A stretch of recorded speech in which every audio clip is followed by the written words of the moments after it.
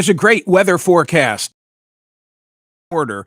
Maybe you want to cap off a great weekend by going to Parks Casino, the #1 casino in all of Pennsylvania, which happens to be in my native Bucks County, where they have it all. World-class headliners at the Excite Center, the open-air Liberty Bell Beer Garden, the Parks Grill Steakhouse, Bamboo Noodle House, just a couple of the outstanding restaurants. There is action. There is excitement. There is live entertainment. It really is a destination. Parks Casino.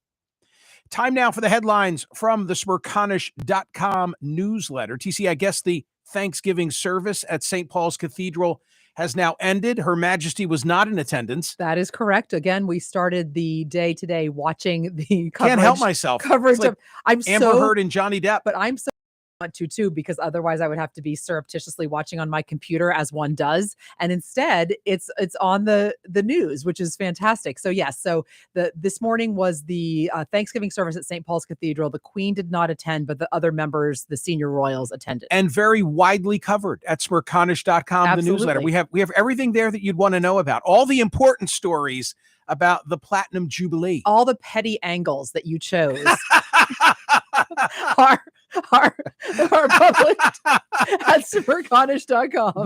Which is the kid who was covering his eyes and ears when there was a flyover? Sweetest Louis, he stole the show yesterday. You know, it's interesting, Michael. He's only 4 years old. And if you think about it, in this day and age, if you're 4 right now with COVID, think of how you have not spent a lot of time in the public eye, unlike his siblings. And he was a riot. Well, he was yesterday. right with Granny on the balcony he at was Buckingham talking Palace. her ear off, and she was listening, and it was adorable. Right. It was really sweet. So, the faces he made, he grimaced, he covered his eyes, he yelled, he growled, it was a riot. And in Piers Morgan's color commentary, when they showed the young man covering his eyes and ears, yes, Piers wondered, is this when Auntie Meg arrived? Come on. It was a very popular tweet. And then the other petty one that you chose for the website today, I just love how you're like, oh, I have to do special angles. See, I am the editor of Smerconish.com. Yeah. James is the managing editor. Right. Okay. Well, I'm making selection here. I know you are. And I'm trying to provide balance. You're the one to blame. You felt necessary. Yes, I did. to post the Daily Mail coverage of how Kim Kardashian allegedly requested tickets to Saturday night's big that's a big party at the palace. The Daily Mail says it, so it must be true. Kim Kardashian and Pete Davidson flew all the way to the UK without tickets, and then were rebuffed because Granny said, "No, I'm the only queen in this house." Let's just say that American royalty and British royalty, not quite the same things. You know what I'm saying? Right. It is true. It is true. I mean, think about it. That is our version. About what we hold up. Yeah. As American royalty, and what a difference. Our royalty was snubbed by their royalty. I'm for Kate right now. On far more serious matters, today is day 100 of the war in Ukraine. Yesterday, President Zelensky, there's a good piece from the Associated Press that I have linked at Smerconish.com, the newsletter. President Zelensky yesterday saying that 20% of the country is now being held by Russia. Now, you need to know that 7% was already being held by Russia preceding the invasion. The story that I posted at Smerconish.com, to which I'm referring, is from the Associated Press, which has like the data. How is the war going by the numbers? How many have died? We don't know. I mean, they've tried to figure that out, but they really don't know. But Zelensky says 20% of the country now being held by Russia.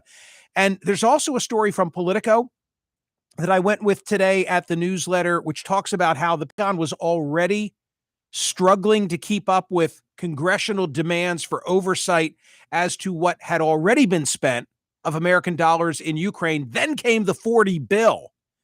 And there are some odd alliances forming, including Elizabeth Warren and Rand Paul, that are not going to be so lax with oversight and future money given to Ukraine. So this could be the end of the spigot of sorts. And it comes at a time when it seems like this is the long haul, that this war is going to go on for a while, which I think is part of Putin's strategy, that he can outlast the United States. Because, to go back to the prior story, we'll be more focused on the Kardashians in very short order. You know, like, how long can American attention be held on the situation over in Ukraine? I hope that all of that conjecture and concern about our attention spans is unwarranted. Something else that I published today, and I'll tell you a quick backstory on this. Newsweek with an exclusive saying that Vladimir Putin's health is a subject of intense conversation inside the Biden administration after the intelligence community produced its fourth comprehensive assessment at the end of May. The classified U.S. report says that Putin seems to have reemerged after undergoing treatment in April for advanced cancer. 3 U.S. intelligence leaders who have read the reports tell Newsweek. The backstory that I wanted to tell you is that I had wanted to do this story. I mean, there has been published speculation that Putin has Parkinson's and or cancer. You might remember, because I spoke about it here on POTUS, that there was some video footage of Putin meeting with one of his aides, and he was sort of gripping the table and his foot underneath was moving up and down. And it was scrutinized, and people were saying he's holding the table because he doesn't want his hands to appear to be shaking. I don't know. It was speculation. And when I presented it here on POTUS, I said it's unconfirmed, but here's what is being discussed. I was cautioned against doing that on CNN, and to their credit, they said, hey, we don't have that reporting. We don't have that reporting, and we don't want you to just go on air and speculate that he has cancer, but maybe we're getting closer to a consensus that there's something wrong with him, that there's something physically wrong. Quote, this is Newsweek, all 3 officials, one from the Office of the Director of National Intelligence, one a retired Air Force senior officer, one from the Defense Intelligence Agency, caution that the Russian leader's isolation makes it more difficult for U.S. intel to precisely assess his status and his health. In other CNN-related news, and I really like this, the new boss is Chris Licht. Chris Licht, who had been the executive producer of Stephen Colbert's late night program, and then before then was the executive producer of Morning Joe. He's now top dog at CNN, so several steps removed. He's my boss in that capacity. And he believes, as I have long believed, that if everything is breaking news, nothing is breaking news. And so a memo was sent to staffers. I'm not on the email chain. But you read about it. I read about it in Variety. Hey, there you go. I read about it in Variety and linked to Variety today in the Smerconish.com newsletter. Quote, in a memo sent to staffers on Thursday, the news outlet's new chief indicated that he felt the too frequent use of breaking news graphics on air had rendered the technique useless and vowed CNN would scale back the use of the phrase on screen. In doing so, CNN will tamp down use of a tactic that had become all but too ubiquitous in the realm of cable news. What it reminds me of is that when I began March 8 years ago on CNN, 8 years ago or 9 years ago, I guess we celebrated our 9th anniversary here on SiriusXM POTUS, right, TC? 9 years on tax day. I think so, yes. Okay, and then a year later, I was at CNN. So right. I have 8 years at CNN, 9 years at SiriusXM. That sounds right. Meaning next April 15 will be a 10-year anniversary. That's amazing. Yeah. I hope we get a flyover, like Granny. Seriously, she got 70 planes. I think you deserve 10. Maybe Megan will come to the 10-year anniversary here. In any event, hey, you should be so lucky. What I remember is that when I began, I've said this many times in the past, but my first day at CNN, my first day, which was of course a Saturday, was the day that MH370 went missing. I didn't do the story, because it was just then breaking. It was probably the hour after me that it just consumed. That it popped. And then it completely consumed the next 6 months. Yeah. And they never did find the plane. Wow. Anyway. Didn't they find pieces of it somewhere? Somewhere, yes. Yeah. A little bit of wreckage. Yeah. That's it. That's it.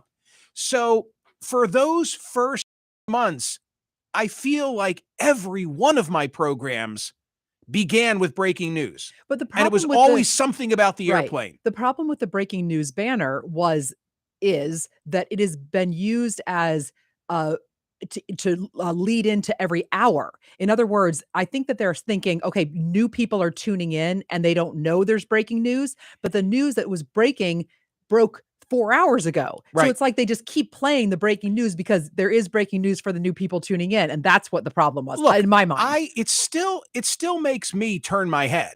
I mean, if it's I'm well, what is it? What? And then I'm No, like, but I'm oh my like, is it God, that's breaking not news or is it breaking 2 news. PM? You know what? I look That's at the not clock. breaking news. Right. Right. So anyway, I'm for Chris Licht. I think he's Yeah. absolutely right. He So said far, his instincts he's seem to be right on line. he said that he heard it inside and outside the network, and consequently, they His will. friends are all like, "Hey, Hey, Chris, dude, please like, get rid of the breaking news. Yeah, well, I hear the same thing. I mean, I hear, and people, it's just interesting, my right?" friends are not shy in telling me what they think about the radio program, the television program, the network, et cetera, et And you cetera, know et what I cetera. usually say? "Hey, I hear about it enough. I don't need to hear about it from you. Thank you." Today's survey question at Smerconish.com. You heard my conversation with Terry Strada, I hope. I wonder, does this now mean that Phil Mickelson can go play golf with the Saudis? President Biden is going to sit down with Crown Prince Mohammed bin Salman, so-called MBS. This, despite the role that he is believed to have played in the killing of Jamal Khashoggi. Survey question today: should that meeting take place? Why is the meeting taking place? It's taking place because we still need the oil because of gas prices. So a lot of coverage today at Smerconish.com as to the controversy surrounding that meeting. This I pulled from The Hill. The administration views U.S. ties with Saudi Arabia as a practical necessity rather than reflecting shared values and principles. But lawmakers and groups critical of the nation's human rights record and its disregard for civil liberties freedoms are likely to voice opposition. Of course, the big story pertaining to the president is the nearly 20-minute address that he delivered last night in primetime, outlining what he wants to do relative to guns in the aftermath of Uvalde, but several now high-profile shootings, mass killings, Buffalo, Tulsa. What does the president want to do? He wants to ban assault weapons, ban high-capacity magazines, raise the age for purchasers, strengthen background checks, pass safe storage laws, red flag laws, and repeal liability protection. Will he be able to get any of it done? I doubt it. I mean, will they get something, some whisper done that they can then go all home and brag about? Maybe, but do any of us really believe there'll be significant change? I, for one, do not. I must say, the line of the speech last night that caused me to just pause and think about, because if I knew it, I'd forgotten it or didn't fully appreciate it. Let me ask it this way. I'll ask it to the audience. What is the number one killer? Well, I've already tipped my hand given the subject matter, right? What is the number one killer of children in the United States of America? If I were to just ask you in the abstract, what is the number one killer of children in the United States? TC, play the audio. The president answered the question. According to new data just released by the Center for Disease Control and Prevention, guns are the number one killer of children in the United States of America. The number one killer. More than car accidents, more than cancer. Over the last 2 decades, more school-age children have died from guns than on-duty police officers and active duty military combined. Now that's really an amazing statement. I'm not surprised that more children have died from guns than on-duty police officers, because police officer killings, thankfully, are rare. When they occur, they get tremendous attention, as they should. But how about the second part of that sentence? Over the last 2 decades, more school-age children have died from guns than on-duty police officers and active duty military combined. Pretty stunning statement from the president as he encourages Congress to get something done. On Uvalde, which I just mentioned, Peggy Noonan's coverage, her column in the Wall Street Journal today caught my eye. She begins this way. The great sin in what happened in Texas is that an 18-year-old with murder in his heart walked into a public school and shot to death 19 kids and 2 teachers. That's the great sin. The great shock is what the police did. Their incompetence on the scene and apparent lies afterward. This aspect has rocked the American people. Read Peggy's coverage. It's posted at Smerconish.com. Other things that I have flagged that are in the newsletter, they're on the website, that I think are worthy of your time and attention. Edward Isaac Dover's CNN deep dive into the perception of the administration's problems as seen from the West Wing. In other words, he did a lot of interviews with people in the Biden administration and talking about, all of the issues that I went through with Mark Halpern yesterday or pardon me, 2 days ago on Wednesday's program.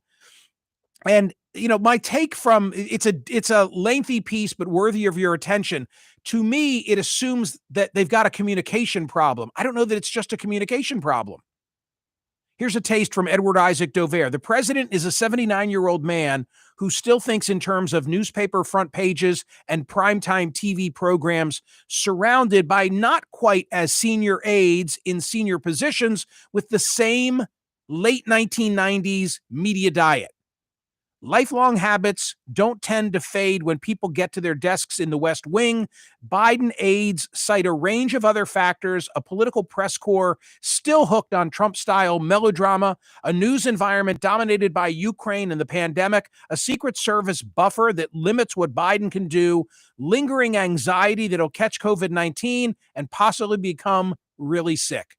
Good assessment. Put it aside when you've got time this weekend. I think you'll enjoy it. Pennsylvania politics, so that we don't lose track of what's going on relative to Oz and McCormick.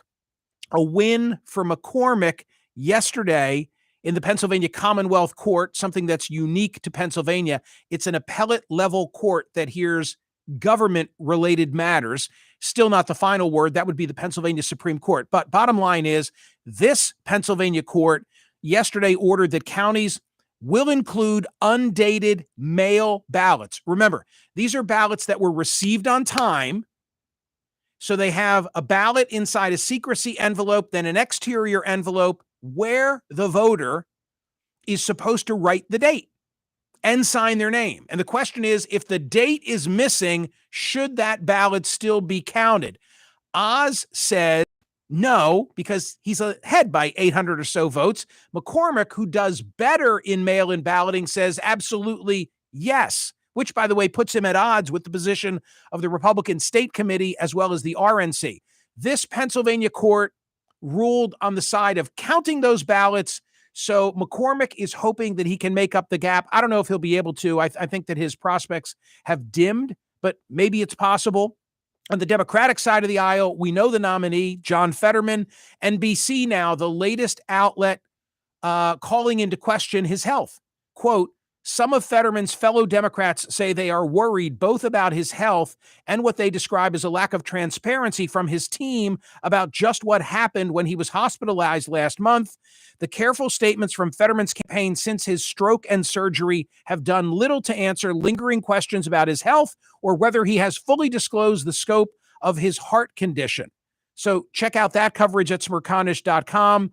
Johnny Depp is still in England playing a guitar and also in Europe playing guitars and other instruments.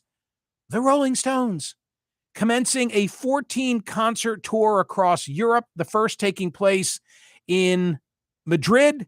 Charlie Watts is gone. He died in August at age 80. Mick Jagger is 78.